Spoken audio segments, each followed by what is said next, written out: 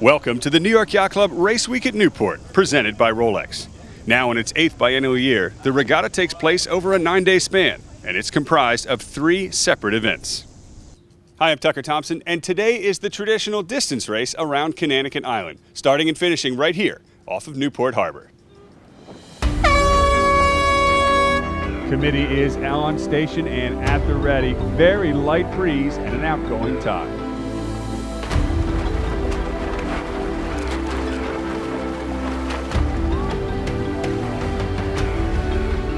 Pin end is very favored as teams prepare to start. The outgoing tide could prove dangerous for some boats. The clock ticks down. We're at the pin end with them. There's the gun. No X flag. Beautiful job. Oh, hold on. One boat. And it was an avalanche. Great start for them at the pin.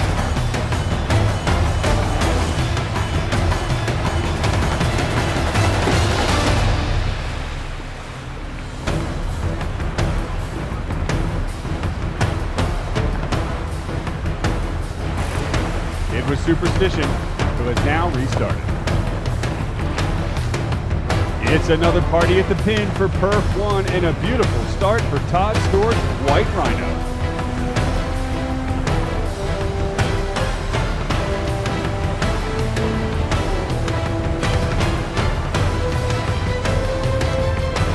American Eagle, Laura, Sija, and the beautiful Bolero round out this class.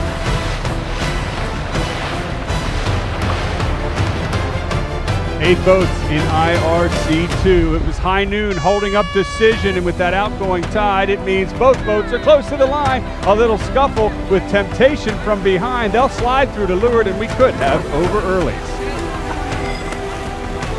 Oh yes. High Noon and Decision were over. Decision restarts immediately. Unfortunately, High Noon gets the call a bit late. And finally, IRC1 is next. The biggest boat at 90 feet is Rambler, setting up for a port approach. Well, there's no way Rambler's going to get through the rest of the starboard tackers in the fleet. They'll duck.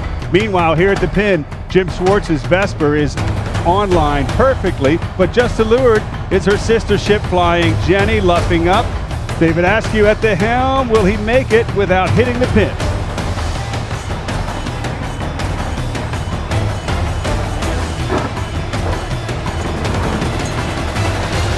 Well, a slow start for the rest of the fleet, but not for Vesper. They are off 2 lengths and counting ahead of the rest.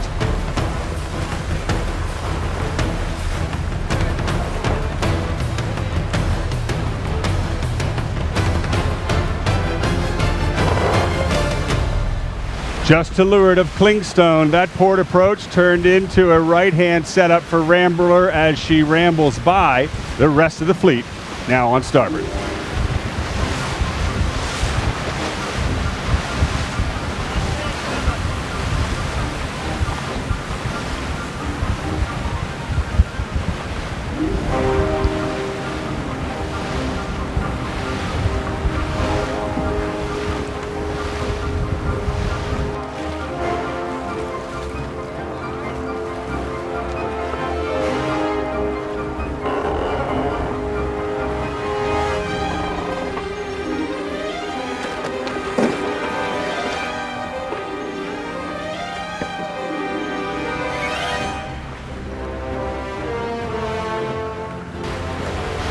Interlodge short tacks incredibly close to the rocks.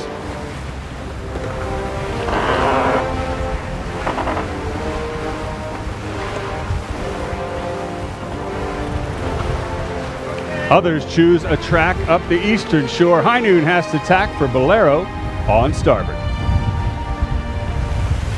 Ahead of them, it's Cool Breeze, who gets up close and personal with the spectators at Castle Hill.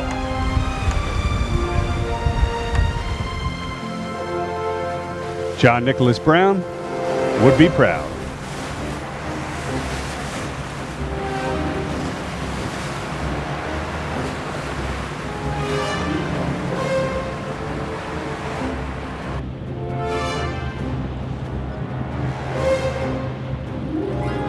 The breeze and the seas are increasing greatly as the fleet heads out of the mouth of Narragansett Bay.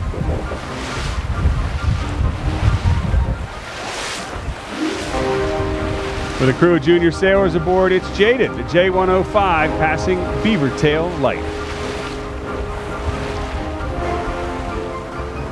At 90 feet in length, Rambler has momentum on her side, and she'll need it in this adverse tide. Thin ley line luffing up, head to wind, just to squeeze around the mark.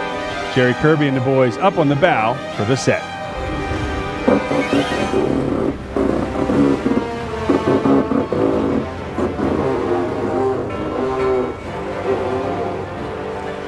Others have the same issue as they fight the tide. Heavy ley line for decision, nice job. They'll roll around the outside of the boat to leeward.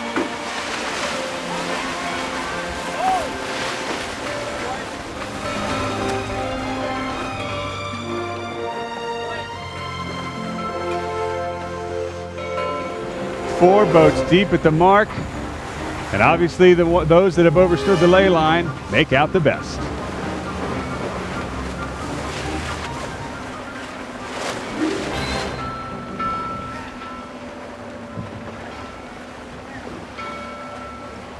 With that, it's spinnakers up as the entire fleet heads downwind.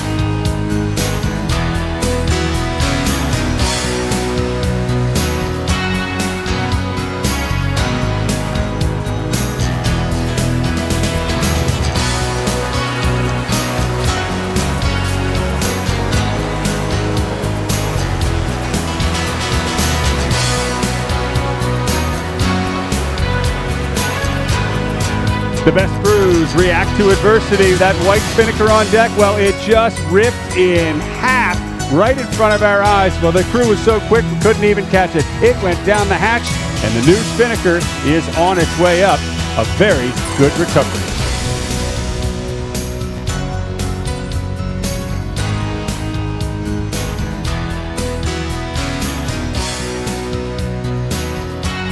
To lure to them, it's Flying Jenny and Interlodge locked in a heated battle off of Dutch Island Light.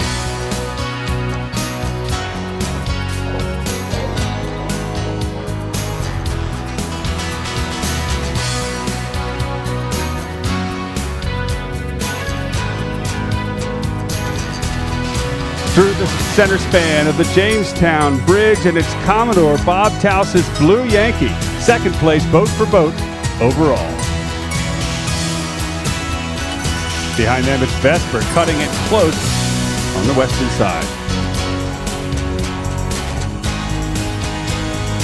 Out in front of them all is the mighty Rambler, George Daivd, and crew, boat for boat. They're in command of the race.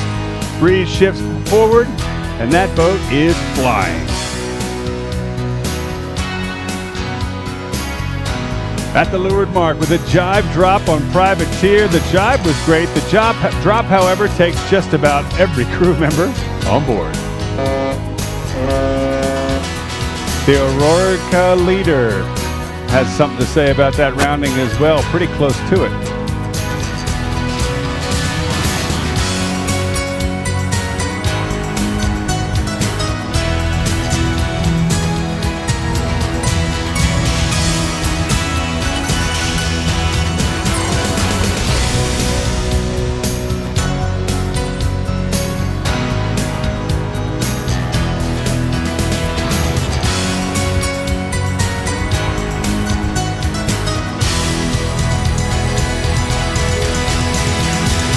Back in towards Conanicut, it's Vesper short tacking upwind. The fleet now heads back into the breeze.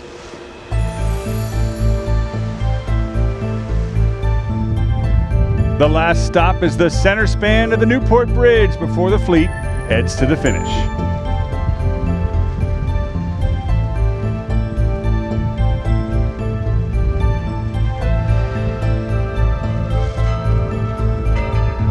The Conanicut leader has one more pass at the fleet before they head for home.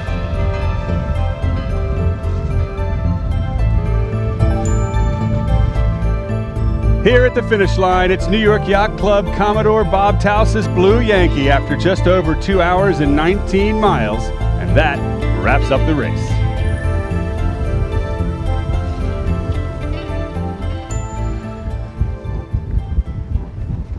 So with the distance race now complete, part 2 of the New York Yacht Club Race Week at Newport presented by Rolex comes to a close. The fleet will now shift gears for the next 4 days of round the buoys racing. I'm Tucker Thompson, and we'll see you tomorrow on the race course.